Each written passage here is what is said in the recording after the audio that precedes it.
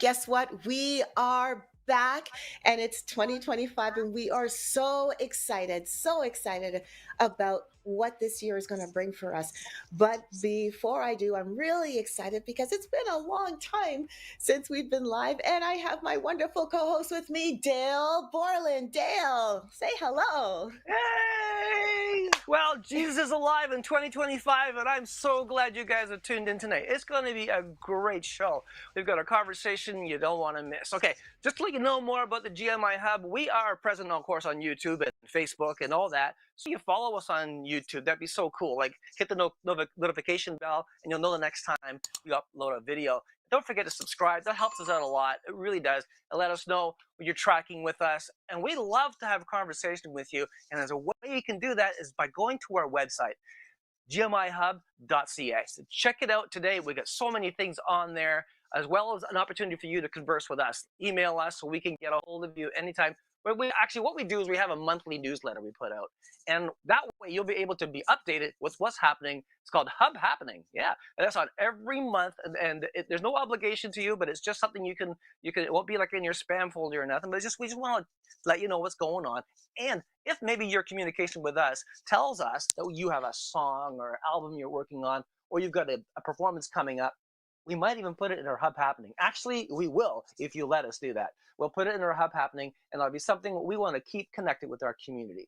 Keep connected with our community. Yeah, I like that. All right, so here's another thing we need for you to do. Remember, when you go on the gmihub.ca, you can check out the things that are happening. I would like to invite you personally to the Music Makers Meetup. What we like to do with the Music Makers Meetup is get together as a bunch of artists and talk about music, even look at some of the songs we're working on and have an opportunity to build up what you've got or to help you through some of those writer issues that you may have. Because we've got some amazing people at our fingertips. And it would be really cool if you were connected with us in person, sometimes online. And so either way, we're trying to make this so easier for us to connect with each other. So check out our website. You'll know whenever gmihub.ca is having another Music Makers Meetup. And that may include you if you want to jump online with us, because we'll be live online. And it'll be so much fun. We'll send you a link and you can join in. And also, we want you to let you know that great things are ahead. The winter is in front of us. We know that. We've got a summer of great possibilities, and maybe you could be involved in that. So let us know, and we'll get a chance to communicate with you. We're looking for volunteers to help us all the time. So gmihub.ca, email us today. Christmas season has been incredible. We've had an opportunity to do some music. We've done some events. We've done some singing. We've had people join us. And it's been an incredible opportunity for us to not only just have a chance to perform, but get a chance to share the love of Jesus to others. I think it's been a really good season. And I'm looking forward to the days ahead. Yeah, so are we. So are we. But you know what? I think I'm looking forward to this conversation because we're taking a different beat. Normally, GMI Hub is strong on we got to help Canadians, help Canadians. But we have artists all around the world that are connecting with us. And tonight we're connecting with four of them. And what's really amazing, it's like we are connecting with four quarters of the world, which is really, really awesome. So I want to introduce these artists. They're all recording artists, and they're all in their own countries, in their own time zone. So it's really amazing that they're here. So I'm going to start first with Elio Alcindor. Elio is no stranger to GMI Hub. He has been involved in our artist showcases when we've done streamed him in online. We've had great conversations with him when he came into our area, and we broke bread together. And Elio is a recording artist. He's based out of Alberta, but he actually ministers right throughout North America and South America and Latin America, because he speaks and sings in, I want to say, three different languages: English, French, Spanish. Right? Am I correct, Elio? And if so, welcome, Elio. Say hello to everybody. Cheryl, hi Dale. Hi everybody. Thank you for inviting me. It's my pleasure, my privilege to be here with you again. And and your amazing show, amazing program, amazing talk we're having tonight. And I hope, with the help of God, everything will be beneficial for everybody who's going to listen to what we have to say. Excellent, excellent. Well, welcome, Elio. It's so great to have you Thank you. back. Thank you. And next we have all the way from the British Isles, from the UK, it's Andrew Gonoude. We haven't had him on since last year, I think. Andrew, it's so good to have you back. We had Andrew again, also involved in one of our artist showcases. He presented some songs, and I still hear today that there are some people in our audience that say that Andrew, he's a real worshiper. We really like his music. So Andrew, I'm so glad we're able to have you back. Thank Say you so hello to much for having everybody. me. It's lovely to be back here. Really excited to be amongst you all. I feel like I'm in the presence of greatness just looking at all the cameras on my screen here. Thank you. That's awesome. And let's see. Now we're gonna kind of fly into Africa, where we have Richard Kisembo joining us. Now, you may have seen that I was involved with the East Africa Gospel Ministry, which is a ministry that actually is training up musicians to be ministers of the gospel through their music. East Africa Gospel has a team of people, and Richard is one of them. And I believe he's also a recording artist. Richard, thank you so much for being up with us this morning for you, this evening for us. Say hello to everyone for us. Hello, everyone. I'm excited to be here, and I believe that the Lord is going to be, it's an amazing show. I've been going through this before, looking out, going through the show, and I'm amazed. I'm amazed, and I believe it's going to be amazing as well. Yeah, greetings Yes. from Africa. Yeah. Excellent, excellent. We're looking forward to hear more about that, And last but not least, I'm so excited to bring Mary Oz back on. We had her as well as part of our artist showcases. Um, if you remember, you can actually go into our YouTube site and see the artist showcase where Mary's on. I remember when she first sang her song Better Days, and she was just jamming away in the Philippines, and literally she was 12 hours away from us, and people here were jamming with her here in the room, and we're just clapping along and jamming with her, and she had no clue until someone sent the video back to her. So Mary, we are so thrilled to have you back with us, and I'm excited to hear what's happening with you. Say hello to everybody. Hello, everybody. Thank you so much again, Cheryl, for inviting me. There was a little mishap in the invitation, the reply I sent, but I'm just glad to be able to join all of you. And I'm excited to just hear about what God is doing in each corner that we are representing here, and how he's using music to, speak to his people. Yes, yes. Well, we are absolutely excited to have all four of you and like representing the four corners of the earth. This is really exciting. So I'm going to open up with a question, unless Dale has a question. But my question to all of you is I want to get a feel from each one of you of of what the music atmosphere is like in your countries. For example, what is the style of music that is most prominent in the countries that you represent? Let's start with Elio. What is the style of music that's most prevalent in the countries that you represent, Um, which is j- basically North j- j- America? okay. Yeah, literally, because I most likely sing in Spanish, um, they do so many genres of music. There's salsa, there's merengue, there is pop, which is a global culture. They also do CCM. Some artists do CCM. They do hip hop. They do reggaeton. There's many styles that different artists, Christian artists, they normally do. And also my own country, we do compa, we do wasin. There's many style of music that involve in North America and the entire Latin America. Awesome, awesome. Andrew, how about you? What's the prevalent music style that's prominent in the UK area? I would say in the UK, it's a combination of pop and rock, popular culture music, radio music, but there's also an element of rock and grunge in the UK. You know, we've got something here that we call Britpop. You know, where bands like Oasis and Blur and others, you know, in the 90s were quite strong.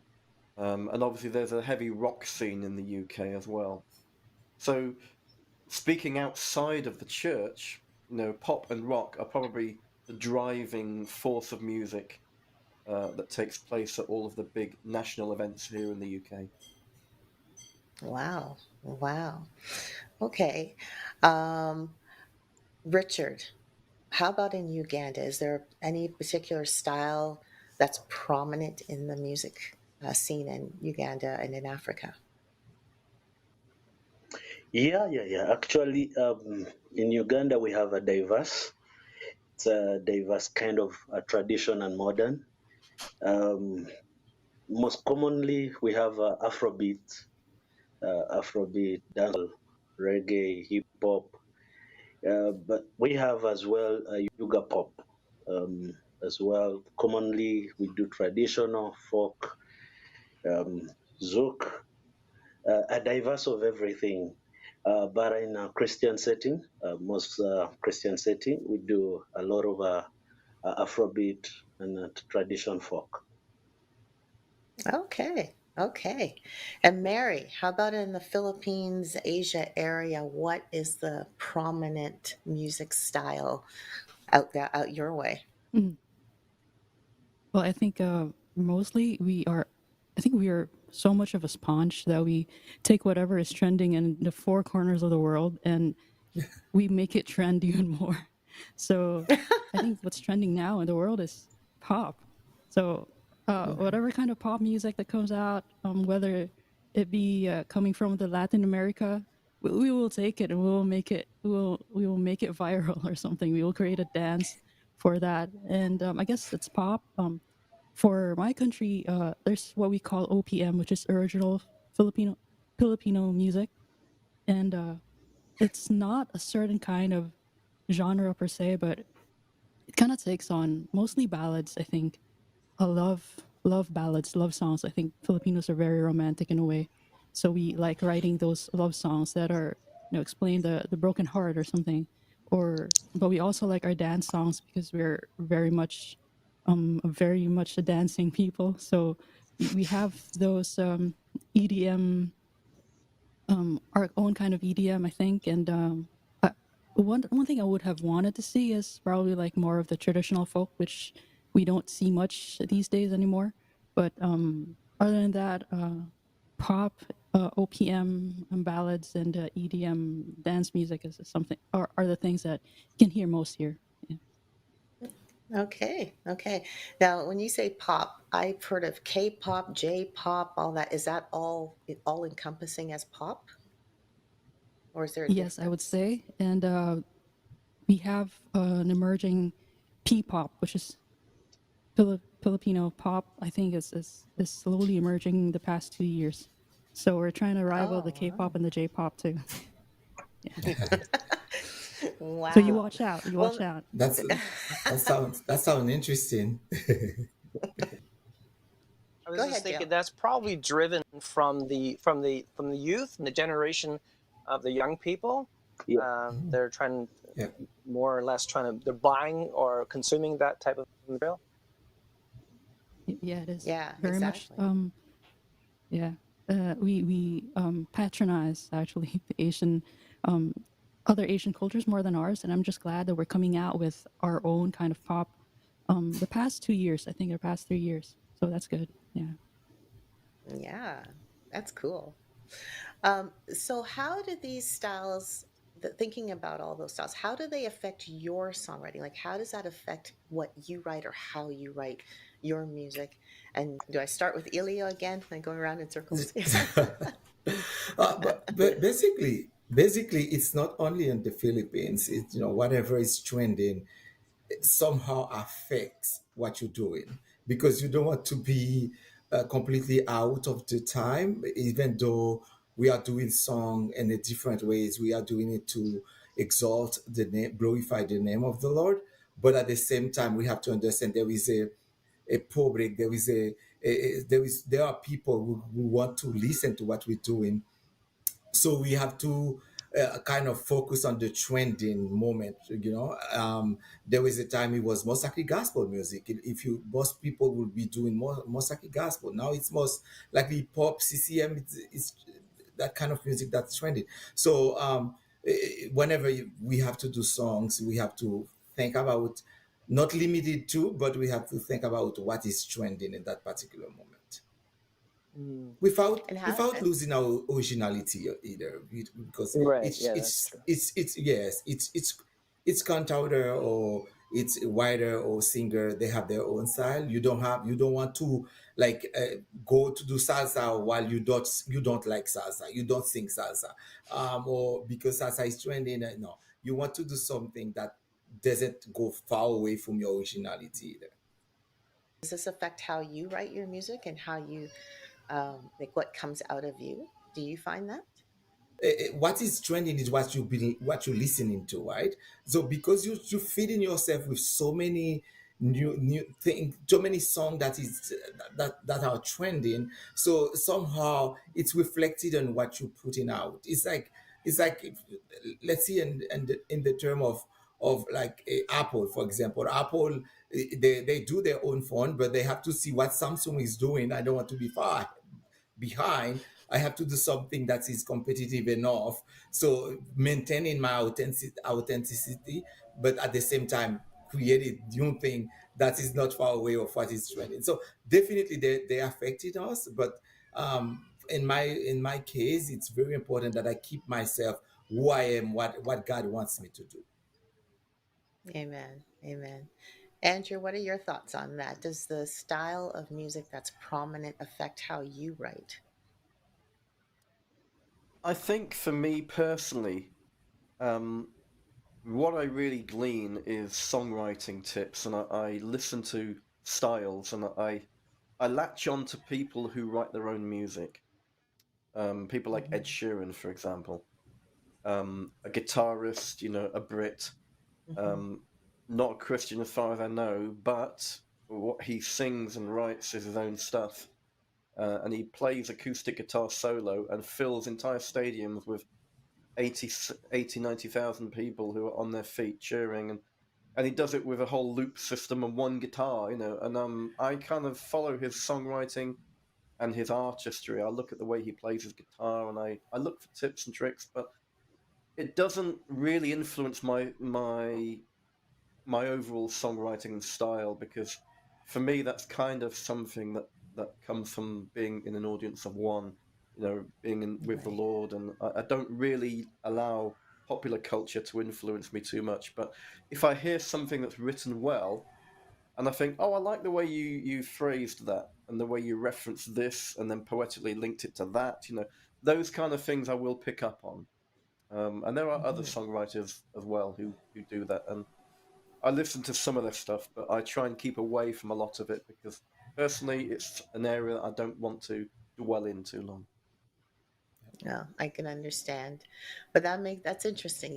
You pick up the some of the creative based on the lyrics. It sounds like the word associations and the lyrics more so Yeah. than the music style. Is that right?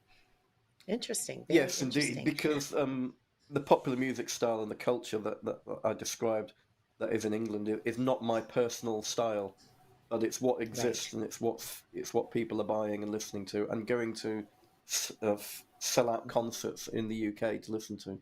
So Wow. Wow. Okay, how about in Uganda? Richard, talk to us. Does the style of music that is prominent in Uganda or in Africa affect how you write your music?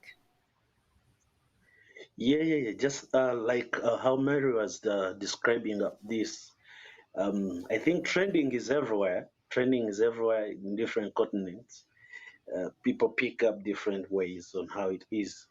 But basically, in Uganda, to be specific, um, uh, from her history, our writing of music is actually based on on about 3 or 4 things. It is based on a personal experience, based on Mhm. relatable experience, and most of storytelling. So you will discover that because of different styles that are coming in, different genes that are in, it is easier because of how people have been writing up their music. It's basically storytelling, it's basically personal, relatable. So it is as easy as someone, you know, getting, if it is Afrobeat, nowadays they fuse it into Afrobeat pop, fuse it with Zouk, digest it out. So it becomes easier because their writing is based on storytelling. So kind of, yeah. Interesting. Right. Very interesting.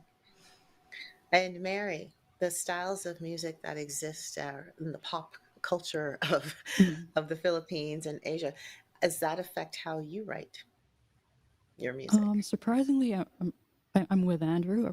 Like I turn on the radio when I drive, and there's only one Christian radio station in my city, so that's the one I listen to the most. But when I turn into other radio stations, I wouldn't really say I can. I like listening to the kind of music that's more pop, more dance, more. So it's I feel like it's not the kind of music that I am making or that I want to make or that I even want to listen to. So I would say that the way I write is not um, directly affected by that. I'm more kind of going against the flow to what's trending in my country, I think I would say. But I would pick up on what Richard said that there there's a and what Andrew said that there are things that when people write about personal stuff, as a songwriter, those are things that I tend to pick up on.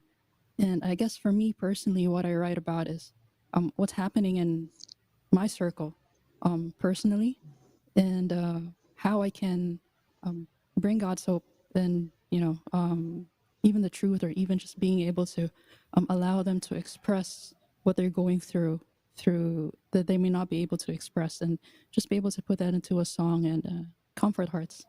So not so that is not so much in what is popular in my country, the music that is popular in my country right now, but there are some who do write about those things, especially broken hearts. And people love writing about broken hearts in my country. I don't know why, but I think that's a good personal kind of a singer songwriter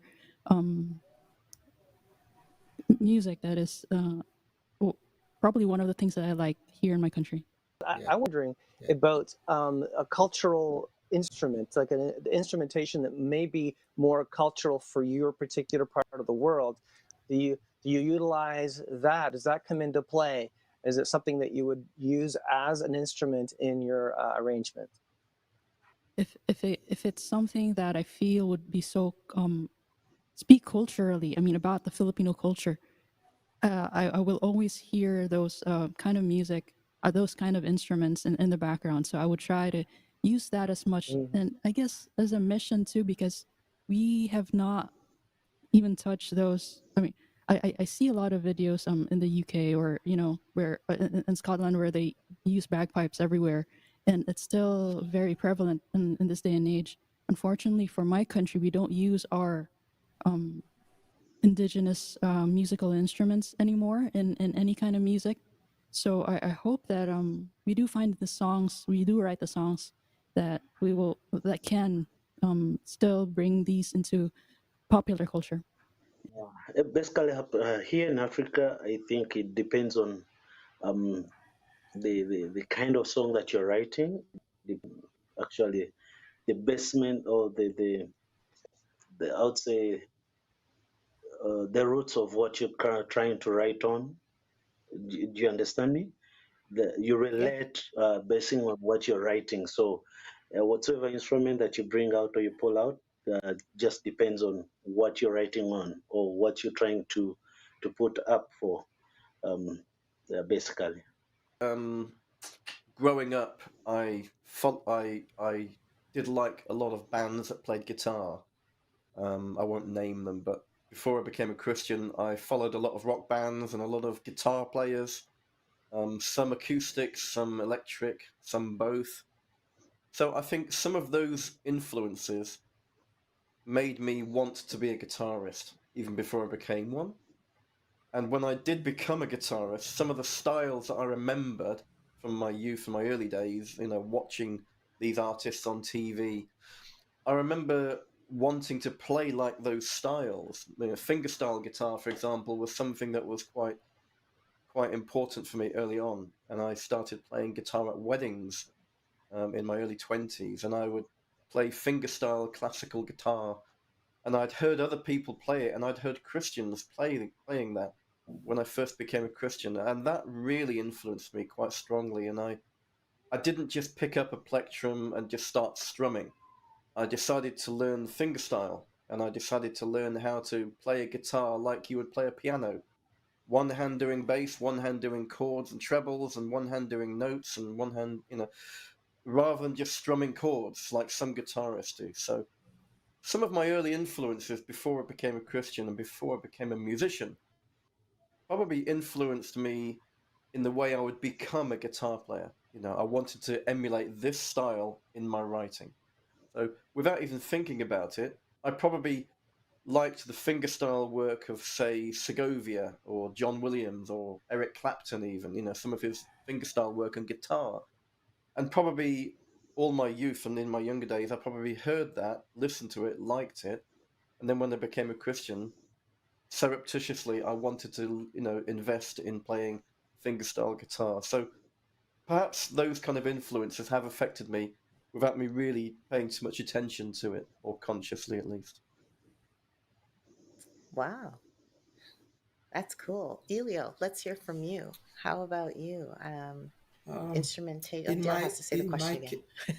yeah, in my case, I would say also it's depend on what kind of music I want to, because I've been doing different styles. So depend on the style I'm doing, that will involve different kind of instrument that will influence to the product I'm trying to do.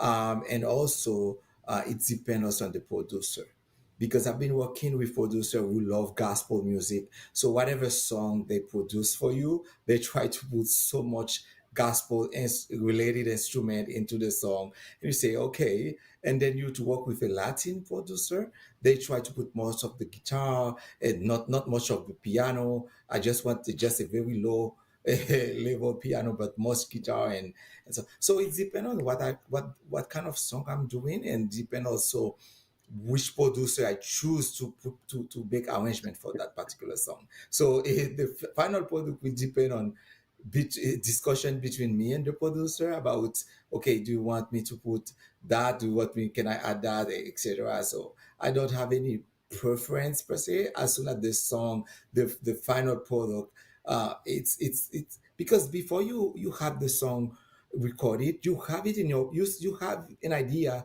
how you want the song to be sound like. You have an idea the sound of the song. You say, oh, I want it to sound like that. I want it to be like orchestral. I want it to be classical. I want it to be gospel. And then when you present it to the producer, you give the producer an idea what you want it to be. But I find that producer always have a big say on instruments to put on the song more than I do. Wow. As long as you have a say, that's good. Yeah, I do. I do have a say always. I think it's Wonderful. also important as an artist to have a say on the instruments that you have to put in your song. And Yeah. here in Africa, being specific in Uganda, I realized that many of the artists uh, go in the studio, they know the type of the song, or they know the kind of lyrics that they want to put in the song, but they don't know instruments or what they want to put in the song. And I think it's as well as dangerous, because you ought to communicate through instruments as well. So you ought to go to a studio understanding that these are the kind of instruments that I need in this song. Yeah. And you give your producer, okay, you may not know each and everything about it, but if you have an idea, then it sounds Yeah. better. And I have a lot of Yeah. producers also. They always ask you, can you give me two song of reference? That you want that song to sound like. So with instrument, no, just to guide them. And if you want something with heavy piano, heavy bass, and you just fight pick up a song that you say, okay, I'm looking for the instrument to be that in that kind of song to be in my song. But I think producers have a lot of to do, and when it comes to instrument, they have to put in the song. That's true. Um, okay, let's talk about opportunities. Um, in your respective countries, how much, what opportunities exist for you all to share your music? Is it mostly in churches, or do you have other invitations, I guess, to share your music? Oh, who should I pick? Andrew, we didn't hear from you. Andrew. Okay, I think in my particular country, the Christian music scene doesn't really have much of a public outlet. Unless you pay to go to concerts at churches or at village halls, you're not really going to hear Christians singing much at all because there aren't really many venues or many opportunities. Particularly where I live, in the south part of England, there's not really much going on. I live in a small town. There's not really any Christian presence in terms of live music or opportunities to sing. There's no open mic nights really at all. So most of what I do is either in my own house or in church or with other people in Christian environments. So it's a shame because I see and hear of people, saying, "Oh, I was in Nashville and I did a co-write with 6 people here, and then I did a singing session with a 20-piece orchestra, and then I went to play guitar at some other session, and they were saying if you walk down the street in Nashville, there is venue after venue lined up, restaurants, bars, concert halls, where everybody is just singing every single night. And I'm like, my gosh, why don't we do that in England? We don't have those opportunities, sadly. Believe me, I think a lot of people here in Canada feel the exact same way. Yeah, yeah. This is why we are working hard to change that culture around here. Yeah, yeah. Yes. Yeah. How about with you, Mary? I've got my question. Opportunities, yes. Yeah. Do you have a lot of I opportunities? guess it's the same there in the UK too. There's not much opportunities for Christian music to be performed live here. There might have been, but very little. And I guess unless you have a name, then you can be invited. I guess it will always be by invitation. So I guess in all my years, the 4 years that I've been releasing music, it's probably one time last year. But I mean that's progress. So I was invited to sing my songs in an event. Other than that, bars and other opportunities to gig usually would ask you to sing popular songs, and like I said again in the beginning, those would be alternative rock, pop songs, ballads, and that's usually what people prefer to listen to.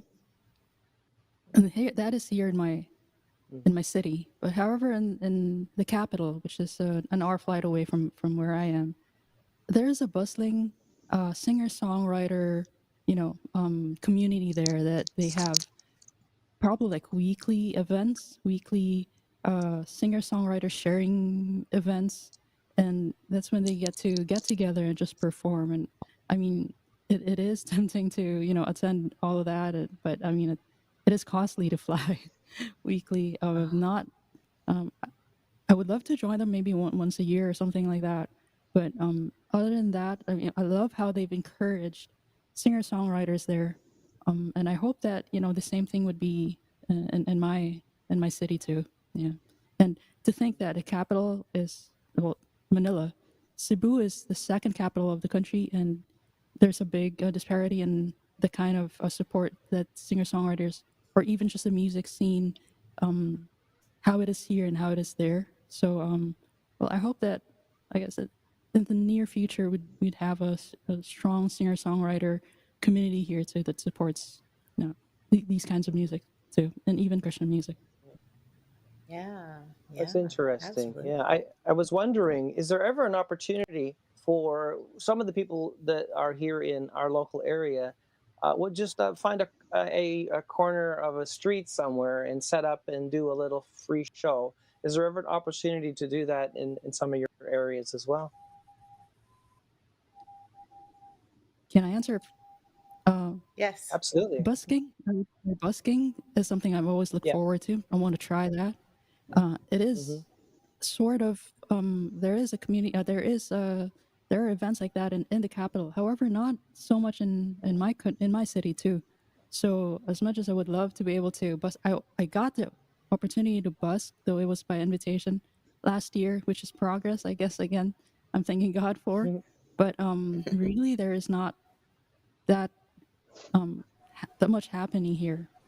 Busking, yeah. Mm. That sounds like more that's happening here. Like Ilio, do you find that? Did you find that there's opportunities for Yeah. you to minister?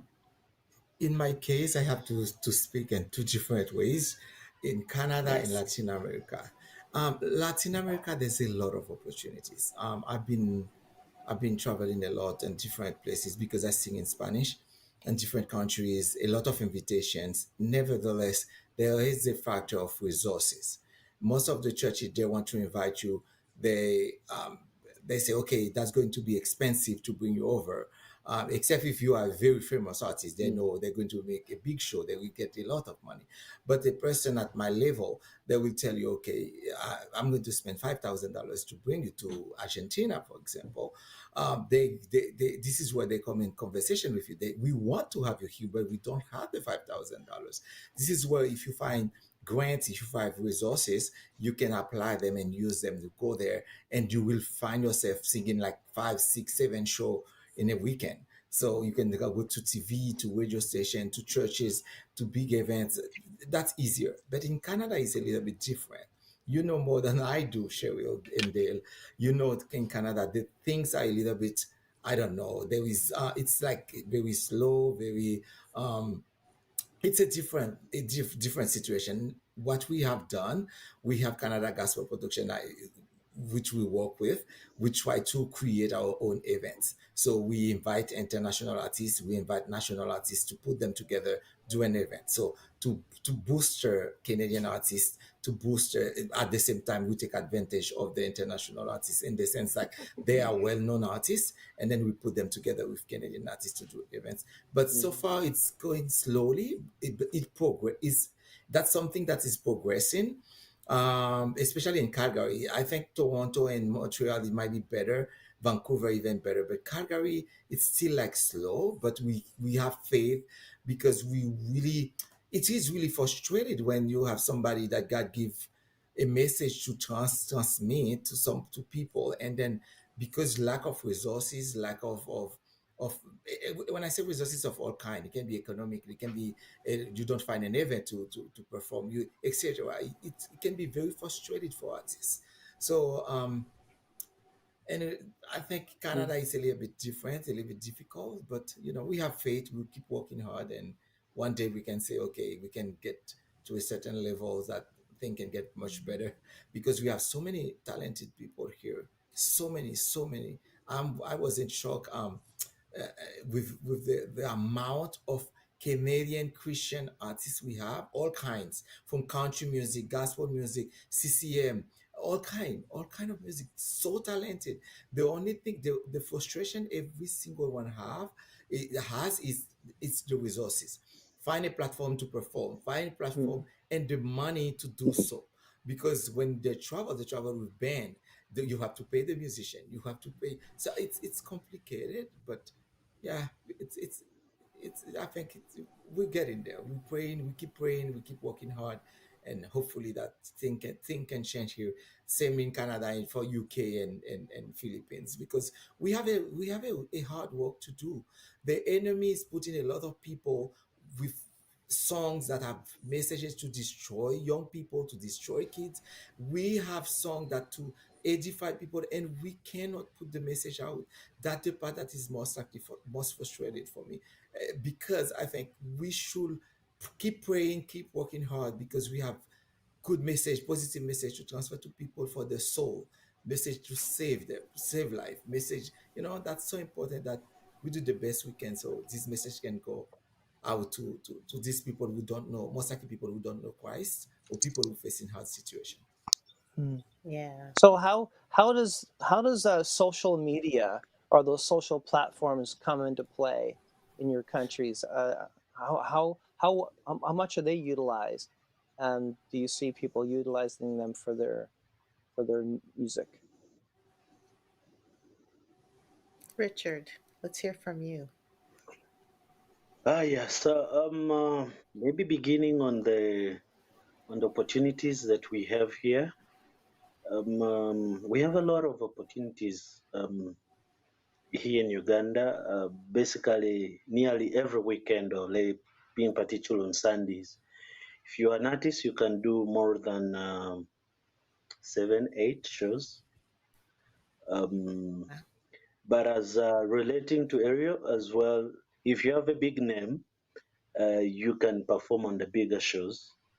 If your name is there in the middle, then you can as well. It depends on who knows you here.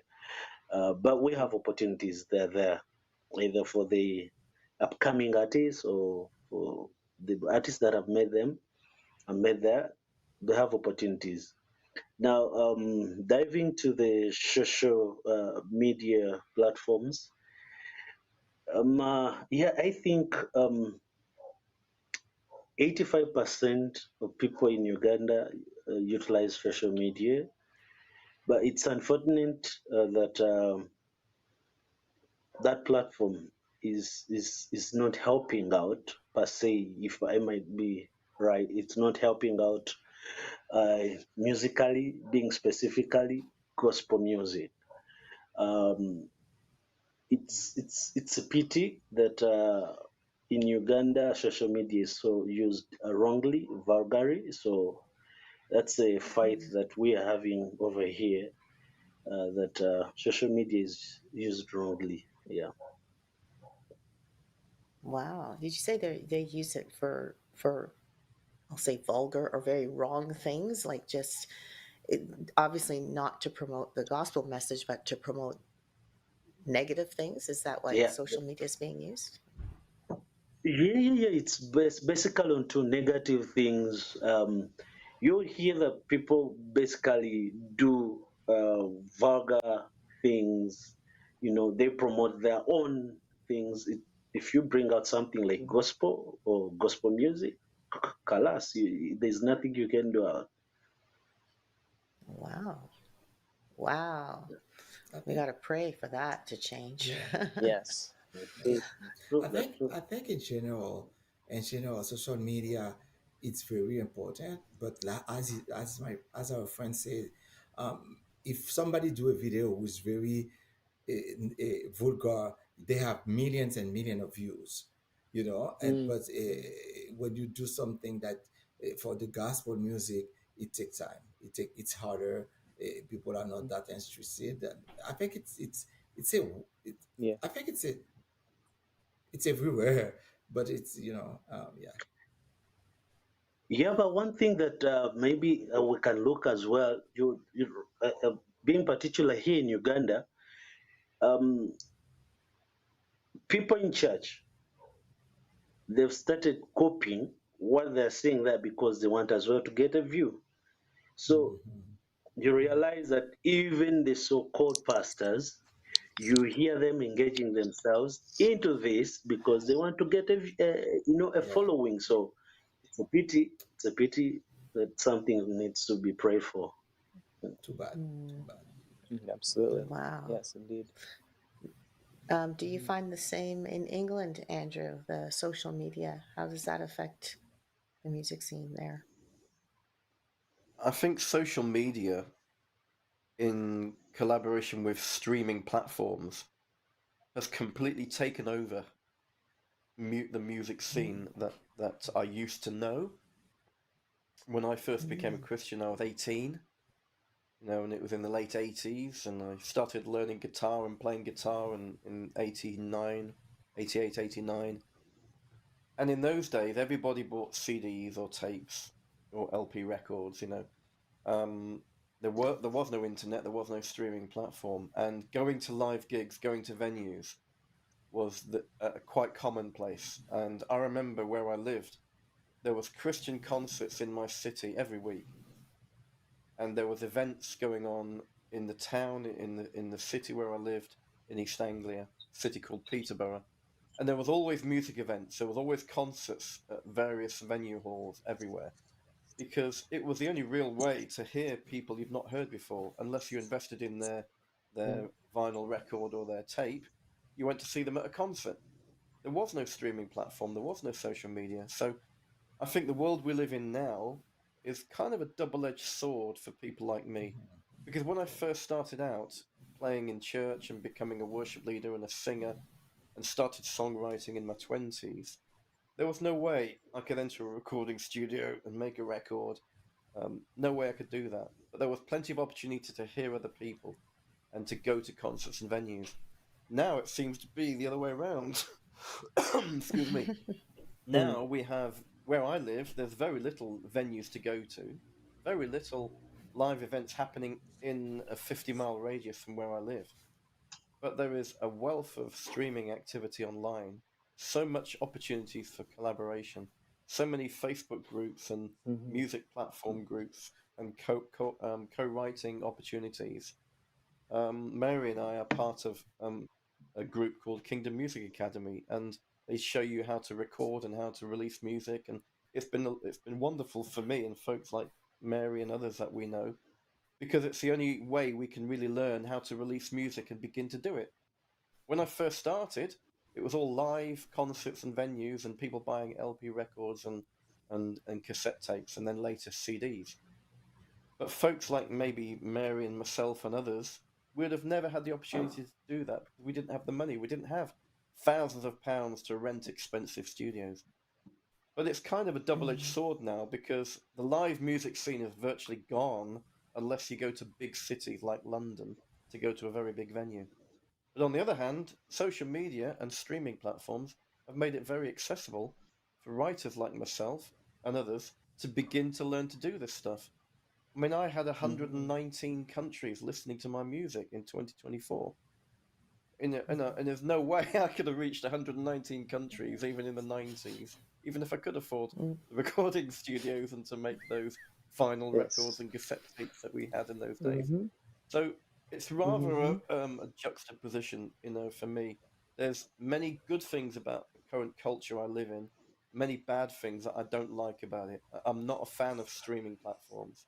But on the other hand, even though they pay you, a fraction of a penny per stream, actually, I get my music to go all around the world, and I get people contacting me from all over the world saying, that song really spoke to my situation. Thank you so much for writing it. It's totally blessed me. I was in tears listening to that song.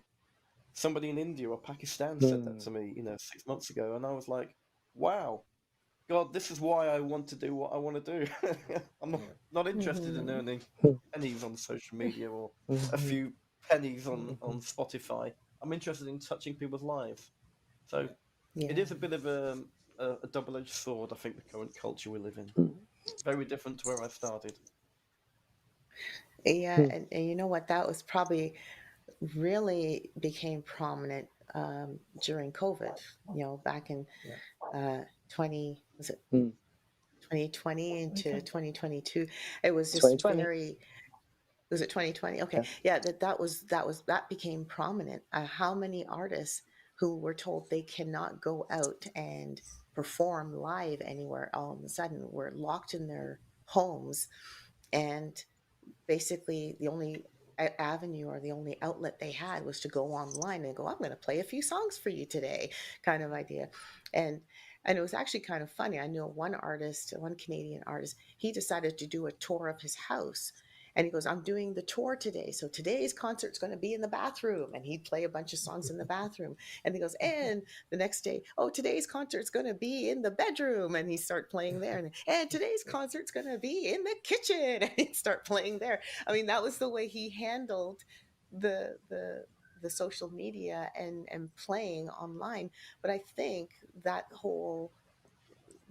2 years where we were told we can't go anywhere and we can't play live, and the entertainment industry really got affected by that. That's probably what caused that double-edged sword. But it's almost like if I can bring a biblical perspective, it's almost like, persecution of the church. When when Jesus left, when he ascended and he told his disciples, wait until the Holy Spirit comes. Holy Spirit came, and people were, in a sense, empowered to share the gospel. They became the church, and then persecution hit, and they scattered. And the scattering, you would think, oh my goodness, that means that the word can't be, they can't be spread anymore because everyone's scattered. It doesn't matter. But that scattering caused the growth of the message to go forth. So again, a double-edged sword. In this case, it was the social media. But Mary, what about you? We haven't heard from you in a little bit. How has social media affected music in your area? Yeah, I guess continuing what you were saying, that we saw the growth of our music through social media during the pandemic. I would also say that, like the double-edged sword that Andrew was talking about, there was also growth in negative things that were just propagating through social media, and I think somehow that outweighs whatever Christian music has impact has made. I would say that is in my country. I don't know if it is in the same in your corner of the world, but my country is probably the leading number of social media users. I think that's the Philippines. I think we topped that, and everybody's just coming out with different contents, and not all things are good. Probably negative things are more propagating than the good things. But I guess I would say I hope that us coming out bravely, and I would say bravely for myself because I would never come out with anything actually before the pandemic. I guess this is just a new kind of courage that God has given me to, sing, even if it's just in a social media platform.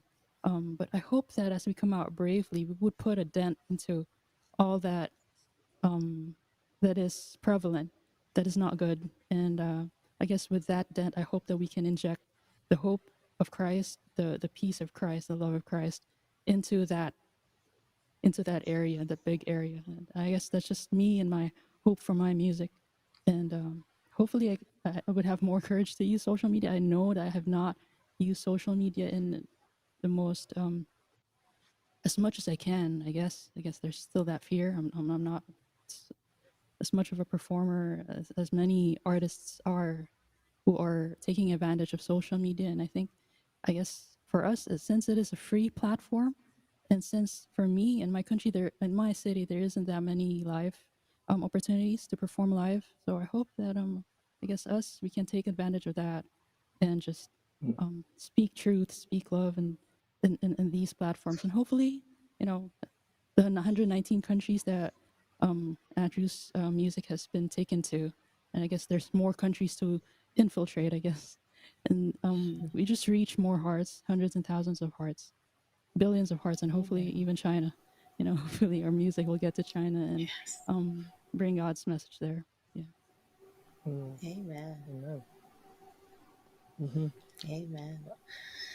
I was wondering, I'm as we talk about all the concerns and potentially challenges that we meet around the world, is there any place in that is encouraging and helping and journeying with artists? Is there some that you're aware of? Is there an organization or a Christian scene that's trying to? I think Elio, you have the CMA. You could tell us a bit about that. Yeah. We are working with Canada Gospel Production. As I mentioned before, what we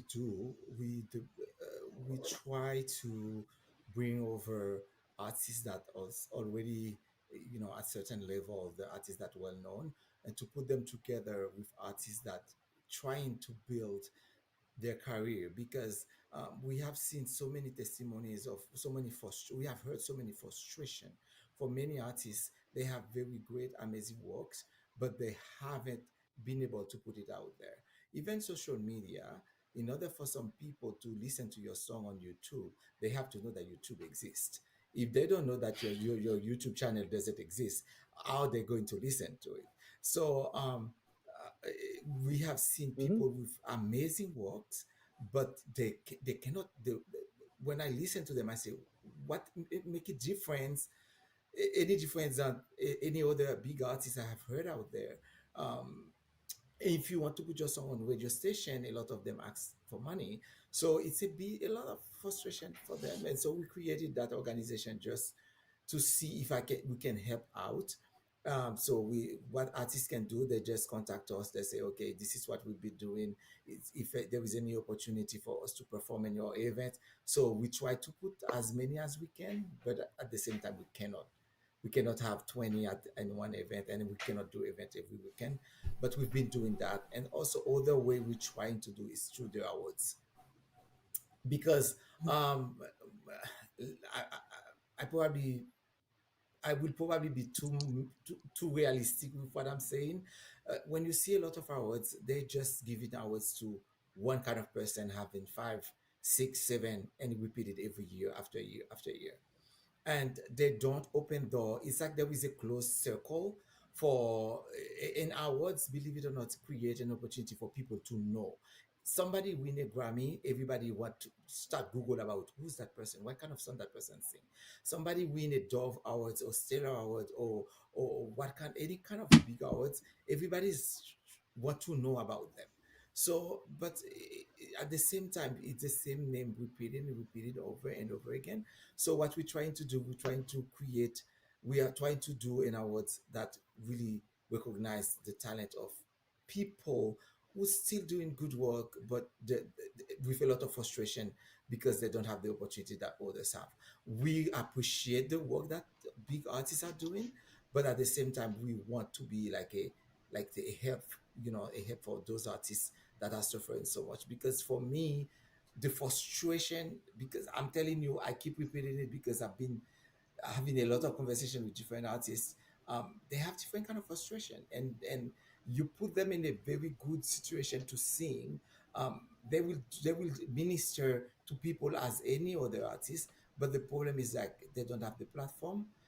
I know they're not doing it for that, but the Bible say you don't do anything with the light if you put it under your bed, right? You have to put it to shine. So if God give you something to Yeah. do, that's my old translation, Yeah. by the way. So if God give you a song, Mm-hmm. the idea is not for you to sing it over and over and over again. It's because there's somebody who will be listening to your song, who will find solution to a problem, to a heartbroken situation.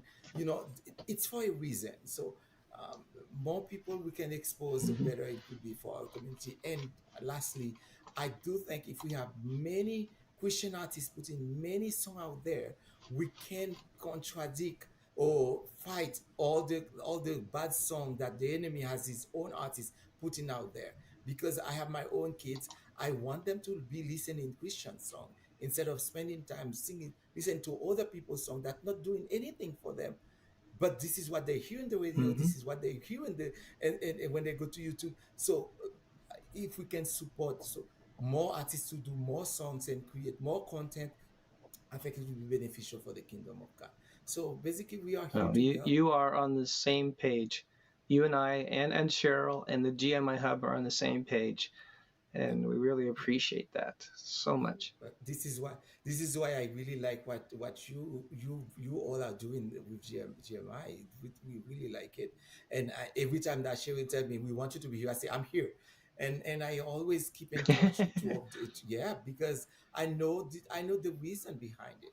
The reason is not because I want to Mm, be famous. Fairwood want to be famous. Dale want to be famous. Cheryl husband want to be famous. There's nothing like that behind it. It's just we want to yeah. produce more positive content. We need amount of positive, because the young kids, instead of taking gun and killing kids in school or doing the bad thing out there, drug, everything, we should be able. My kids are consuming music all the time. They always have headset in their ear listening to Mm-hmm. music. Mm-hmm. I say thank to God because I teach them they have to listen Christian songs. I don't want them Mm-hmm. to listen anything that is not Christian. But the older kids that don't have that opportunity to have a parent who are Christian, parents who are Christians. So, but if we invade social media, invade YouTube, invade radio station with Christian content, good content, for them to Mhm. attract young people. Most likely, we will be doing the good thing for the kingdom of God. Oh God, Ex- that's my goal. uh, yeah, I agree. And it's funny how we always find the word provoke maybe as a Yeah, negative thing, provoke people to anger, but yeah, provoking people can also be done provoking them to love and yeah, provoking yeah, them to understand the love of God. yeah, And yeah. Richard, you also have a ministry. Tell us about that. Yeah, we do East African gospel. Basically, like Ariel was saying, that we are facing a lot of challenge in Uganda, whereby we have many artists that are there.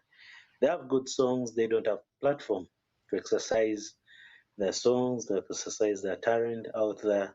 And as East African gospel, we stand out to say, this is a time to say we have a challenge in Uganda whereby you take your songs to media platform. Those are the radios and TV, and you're not given a platform. You're not given an ear about it because you don't have a name there.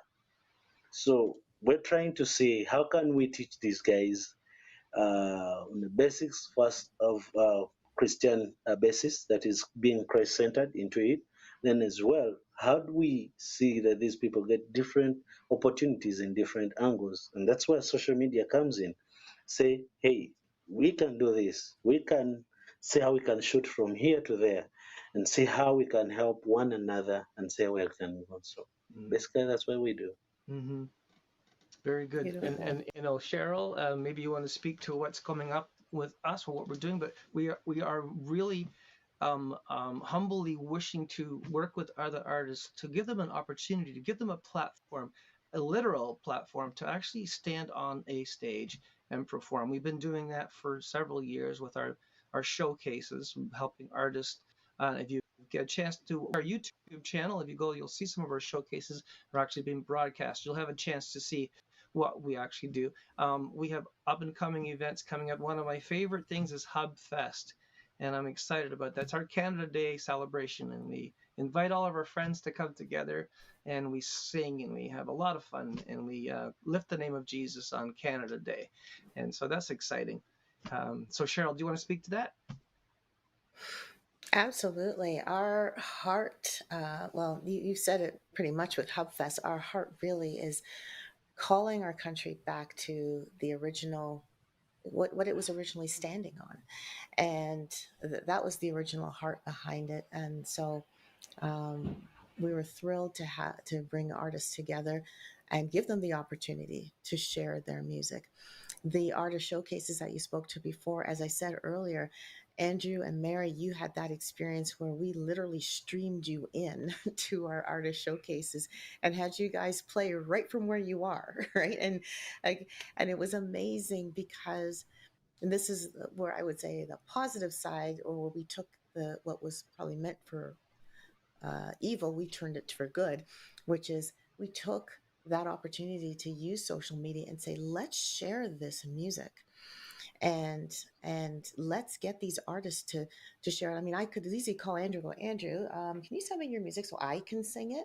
Or Mary, can you send me your music so I can sing it? It's not about me. It's about you all sharing what God has downloaded to you. And I believe how you communicate that will reaches artists, reaches different people in different ways. It touches hearts in such special ways that even if I were to try and communicate your music, I wouldn't touch those same hearts, you know? And so we loved bringing that in. We've actually been trying to figure out if we're going to do another artist showcase. And just as I'm talking to you, it's like, oh, I almost want to bring you all back in again and just get you all singing, kind of idea. And just have another one just to build that opportunity, because that is one of the things that we want to do. Um, as well, similar to Elio. Now, Elio said he's doing an award show to help encourage these artists that are frustrated. We too we've broken bread, Elio, over this, and we said, yeah, Yeah. we're hearing all these frustrations, and how do we answer them all?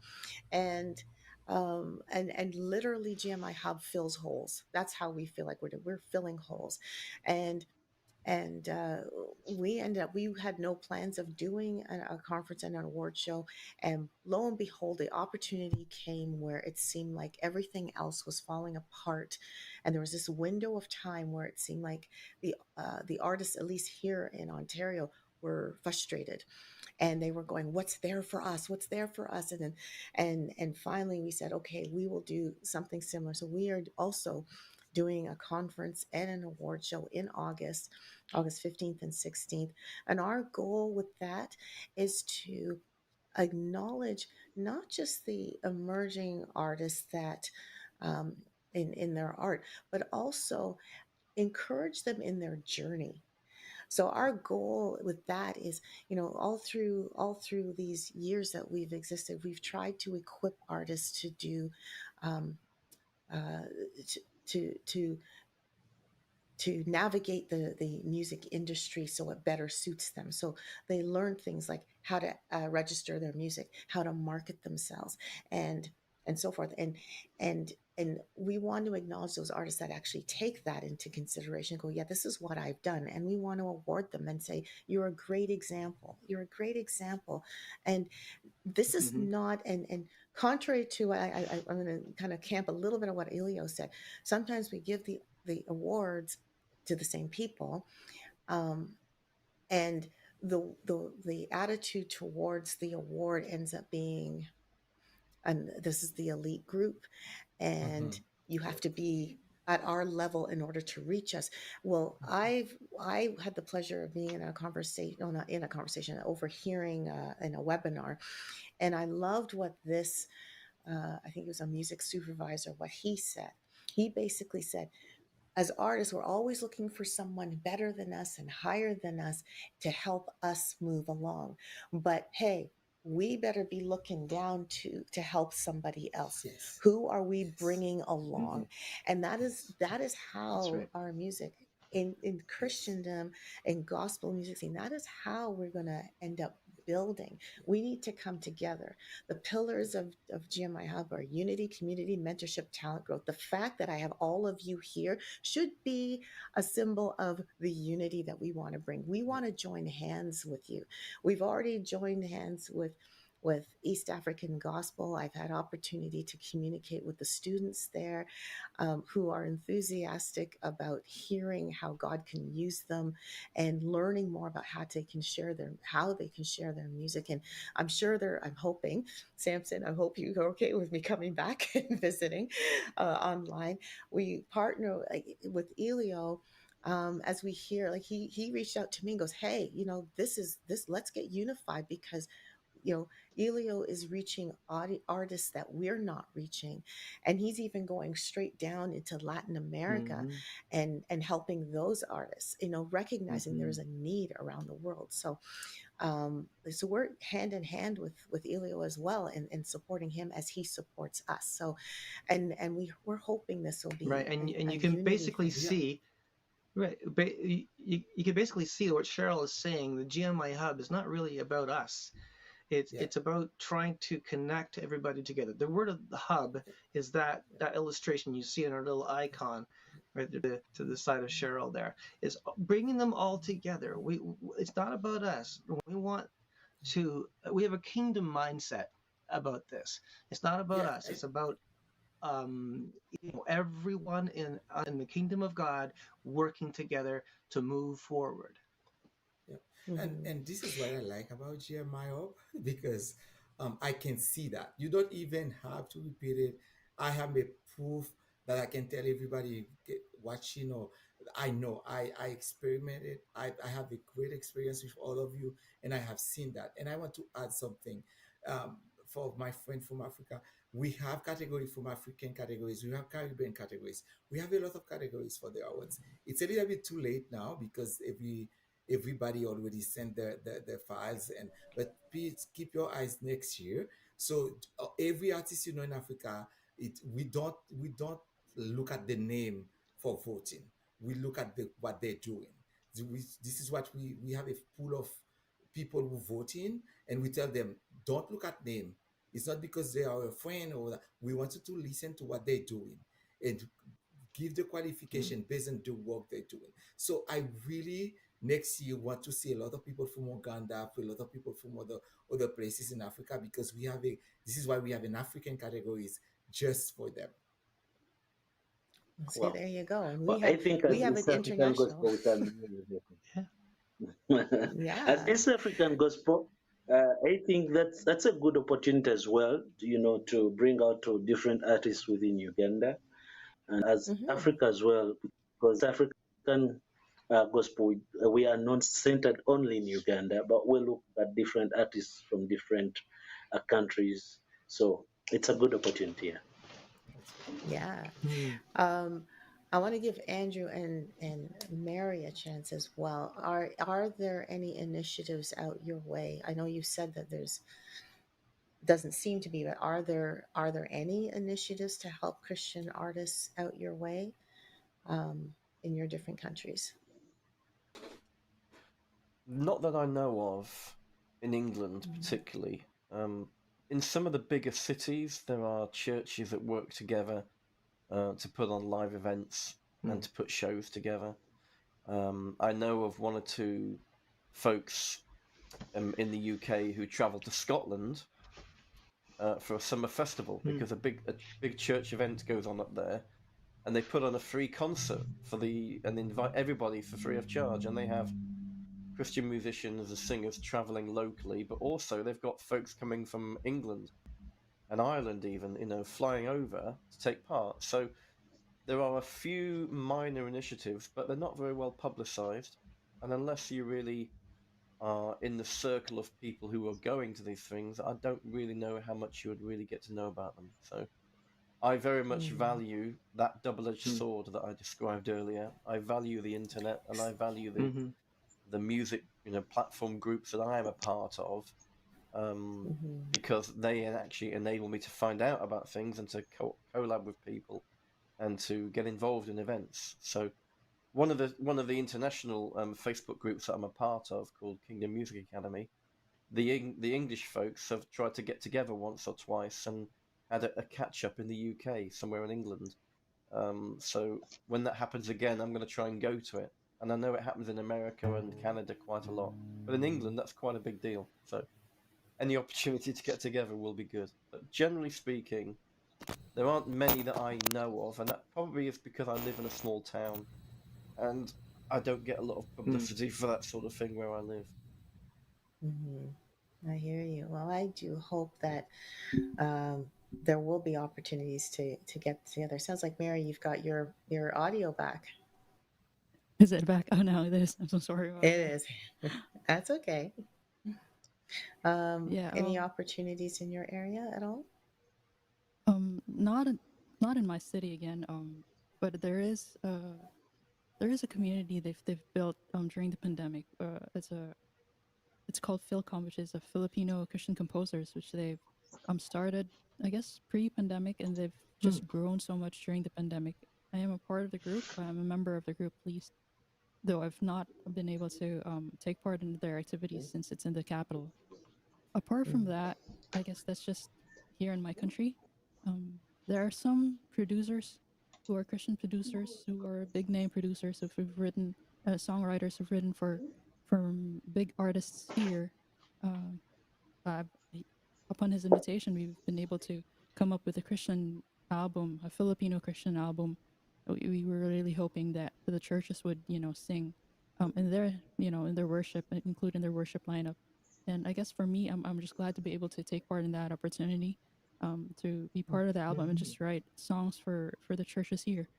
Um, Beautiful. Other than that, I don't know of any other, but I guess globally, like what Andrew mentioned, KMA, we're part of KMA, and that yes, we've grown a decent confidence in my songwriting, and I guess in being an artist. And other social media event opportunities that I've been able to been invited to sing would be kind of like a Reds. I don't know if you've heard of Reds Entertainment, where they have twice a week worship night, and Crazy Blessed Worship is another platform where I've been able to join, and I guess they also have another worship night every week. And apart from that, I guess those are just the ones that I've been able to take part of, that I'm just really grateful, because these are the opportunities that I'm lacking in my country. But I'm being able to share these songs and be heard in the rest of the world, even if it's not in my Yeah. country. Yeah. Yeah. And that's encouraging to hear that. We're really blessed to hear that. I think that the really interesting thing is you're hitting on a topic that also is part of our heart, allowing artists to collaborate together and put together a recording that has a bunch of artists collaborating together to put a product forward. We've done that in the past with some Christmas. We may have one coming up in the future. I hope I didn't let the cat out of the bag, but it'd be nice to. Uh, but we've had in the past, we've had some Christmas compilations. We've had people submit their songs and we've produced those, and those are available on gmihub.ca. But you will see what kind of caliber we're dealing with. Some amazing things. They're all posted on Bandcamp. So gmihub.bandcamp.com. Go check it out today. gmihub.bandcamp.com, and help us just to bless these artists, because really that's about they get the need, not us. It's not for us. So we just want to give them a platform, another platform for them to have their music out there for the public to consume and to get a hold of.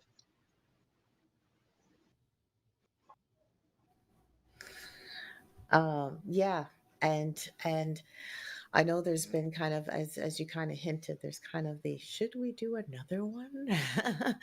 But as we hear the needs, I should have said as we anything, but yeah. I know, but you know what? It's all part of the, like, as we have heard, this has been, let's talk going to the four corners of the world and what is happening in the music scene. And I think, Andrew, you alluded to it. It's like there's either not a whole lot happening specifically in the scene, but people are traveling to different places, maybe saying, oh, I went to Nashville and I went to these different locations.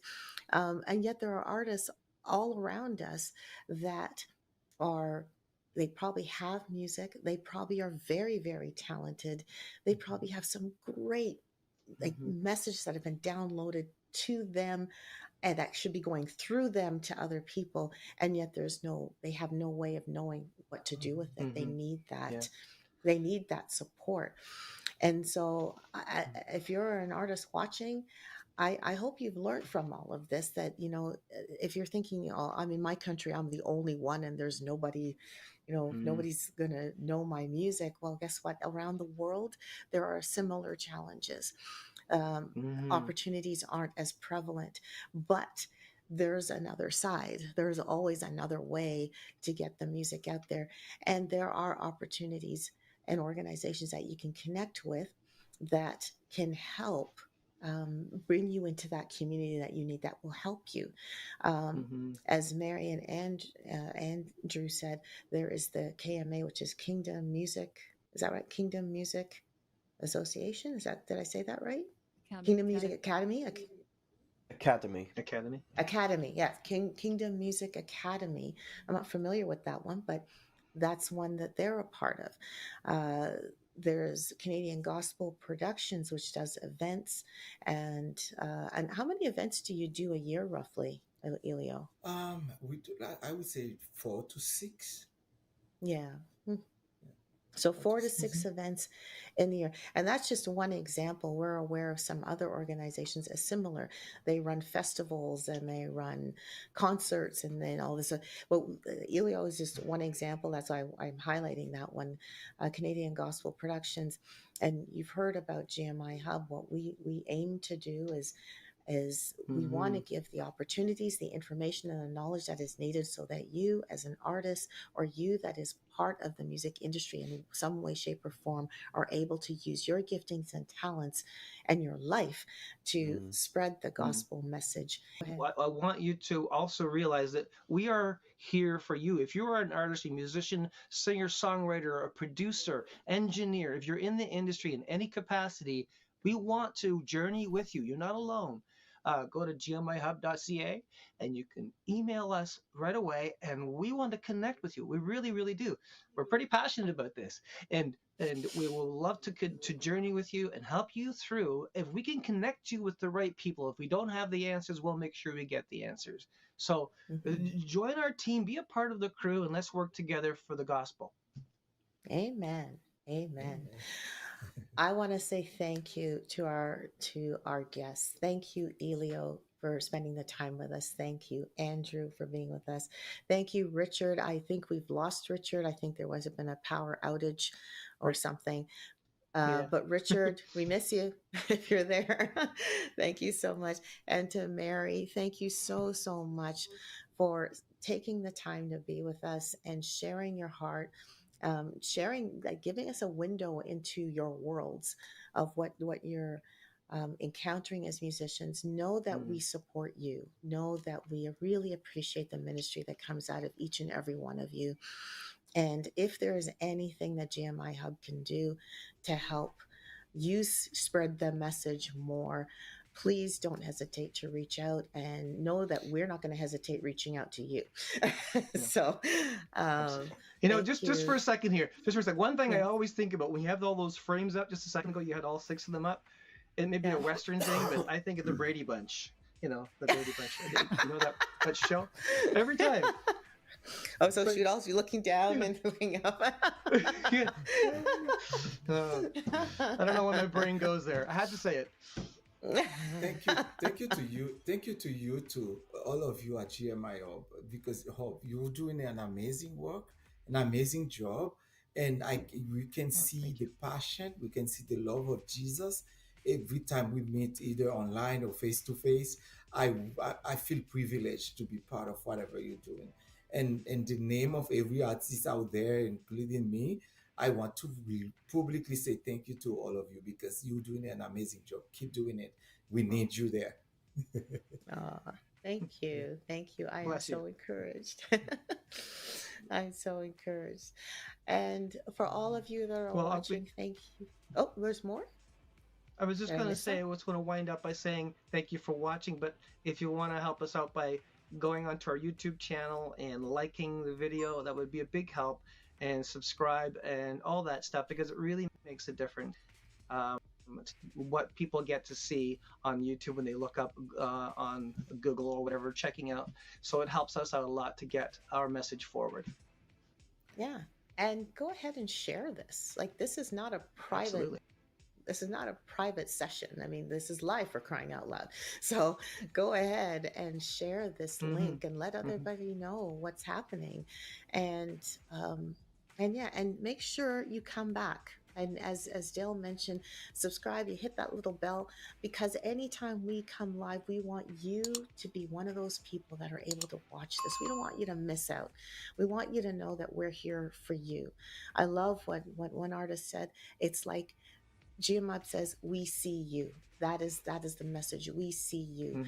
And we want to know that you're worth seeing, and you're worth hearing, and you're worth experiencing, as I take the motto from my husband's company. So from all of us to all of you, thank you for joining us. Again, thank you to our wonderful panelists for being here. And we look forward to seeing you next time right here on GMI Hub Online. Good night. Thank you.